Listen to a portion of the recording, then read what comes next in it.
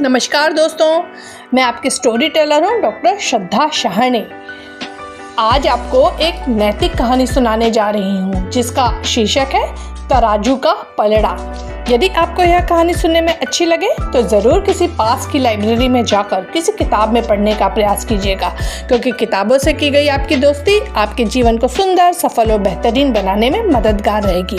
और आपसे यह भी निवेदन है कि मेरे चैनल को अधिक से अधिक सब्सक्राइब कीजिए, कहानियों को अपने मित्रों को अधिक से अधिक शेयर कीजिए और कहानी के अच्छे या बुरे लगने पर रिव्यूज़ कमेंट बॉक्स में ज़रूर डालिए। प्रभात कंधे पर बस्ता लटकाए गुनगुनाता हुआ अपने स्कूल की तरफ जा रहा था।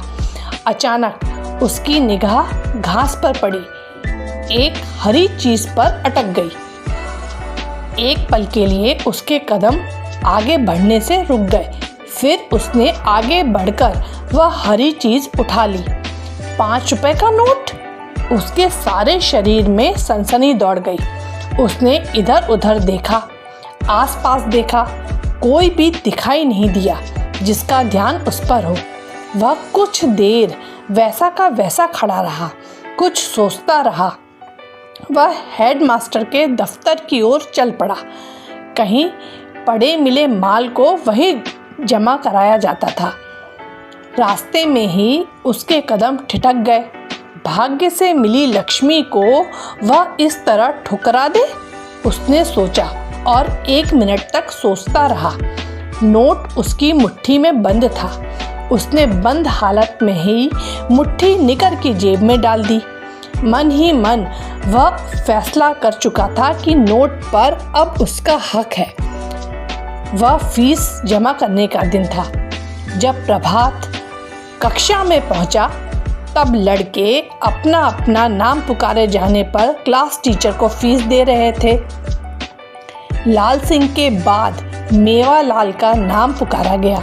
मेवालाल ने सीट से उठकर मास्टर साहब की मेज तक जाते जाते अपने निकर की जेब में हाथ डाला। उसके बाद तो उसने एक एक कर निकर और कमीज की सभी जेबें अच्छी तरह टटोलनी शुरू कर दी। जेब देख चुकने के बाद उसने अपना बस्ता डेस्क पर उलट दिया। एक एक कॉपी और किताब अच्छी तरह खोलकर देखने लगा। मास्टर साहब ने पूछा, क्या हुआ मेवालाल, फीस के रुपए खो दिए क्या? मेवालाल ने रुंधे गले से कहा, हाँ गुरुजी, मैं 5 रुपए का नोट लेकर आया था, अब नहीं मिलता। प्रभात के मन में आया कि वह मेवालाल के पास जाए और कहे, लो अपने रुपए, लेकिन न जाने उसे क्या हुआ कि वह बैठा ही रहा। उसके मन में तूफान मचा हुआ था। एक बार मन कहता था कि बेचारा मेवालाल गरीब है, उसके रुपए मत मारो। दूसरी बार मन का लोभ कहता कि इतने ईमानदार मत बनो प्रभात, रुपए मिले हैं तो इनसे मौज करो। मेवालाल की आंखों में आंसू भर आए। मास्टर साहब ने उससे सहानुभूति जताई और अगले लड़के नरोत्तम से फीस जमा करने को कहा। छुट्टी के बाद स्कूल से लौटते समय हलवाई की दुकान पड़ी। प्रभात की जेब में मुफ्त का माल कुलबुला रहा था।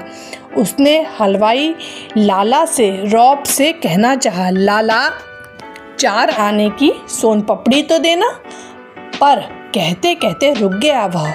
नहीं, आज नहीं। किसी लड़के ने उसे इस तरह माल उड़ाते देख लिया तो चोरी खुल जाएगी। घर में आते ही नोट को उसने अपने संदूक में छुपा कर रख दिया। वह पाठ याद करने बैठ गया, लेकिन पढ़ने में दिल ही नहीं लगा। उसे लग रहा था जैसे कोई उसके कान में कह रहा हो, प्रभात तुम चोर हो, तुम चोर हो। माँ ने नाश्ता लाकर उसके सामने रख दिया। उसने जैसे ही खाना शुरू किया, उसके कानों में मेवालाल की माँ की आवाज़ सुनाई दी, प्रभात की माँ, प्रभात है क्या? बस प्रभात की जान ही सूख गई। तो क्या किसी ने उसे नोट उठाते देख लिया था? अब क्या होगा? ओह, लालच में पड़कर वह कितनी भारी भूल कर बैठा। सारी दुनिया की नज़रों में वह चोर बन गया। मेवालाल की माँ ने आकर पूछा, बेटा प्रभात, तुम्हें मेवा मिला था क्या? अभी तक घर नहीं आया। प्रभात की जान में जान आई। वह बोला, उसके फीस के रुपए खो गए थे। मेवा की माँ धम्म से जमीन पर बैठ गई। वह बोली, हाय मेरी माँ, यह क्या हुआ? मैंने कितनी मुश्किल से 5 रुपए जोड़कर उसे फीस के लिए दिए थे। हाय बेचारा, तभी कहीं मारा मारा फिर रहा है।